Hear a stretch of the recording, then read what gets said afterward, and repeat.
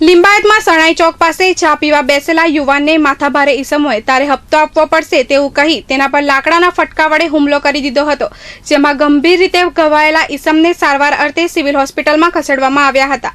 લિંબાયતમાં રહેતા સાબિરભાઈ શરણાઈ ચોક પાસે ચા પીવા બેઠા હતા। તે વેળાએ રાજા ગોલ્ડન તથા તેની સાથે 3-4 ઈસમો ત્યાં આવી પહોંચ્યા હતા અને સાબિરભાઈને કહ્યું હતું કે તારે હપ્તો આપવો પડશે, જેમાં સાબિરે હપ્તો આપવાની ના કહેતા ઉશ્કેરાયેલા રાજા ગોલ્ડન તથા તેના ઈસમોએ લાકડાના ફટકા વડે સાબિરને ઢોરમાર મારી ફરાર થઈ ગયા હતા, જેમાં ગંભીર રીતે ઘાયલ થયેલા સાબિરને સારવાર અર્થે સિવિલ હોસ્પિટલમાં ખસેડવામાં આવ્યો હતો, જ્યાં તે હાલ સારવાર હેઠળ છે। साबिर लिम्बायत। आज कौन क्या हुआ?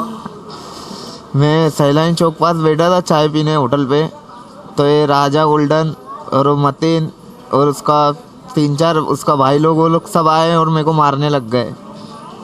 किस बारे में?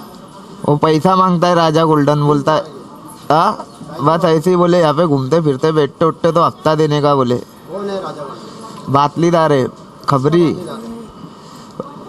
खबरी देता है वो पुलिसों को। किसको देता है? બનાવની જાણ થતાં જ લિંબાયત પોલીસનો કાફલો ઘટના સ્થળે પહોંચી ગયો હતો અને સાબિરની ફરિયાદના આધારે ગોલ્ડન રાજા સહિત તેના મળતિયાઓ વિરુદ્ધ ગુનો નોંધી તપાસ હાથ ધરી છે।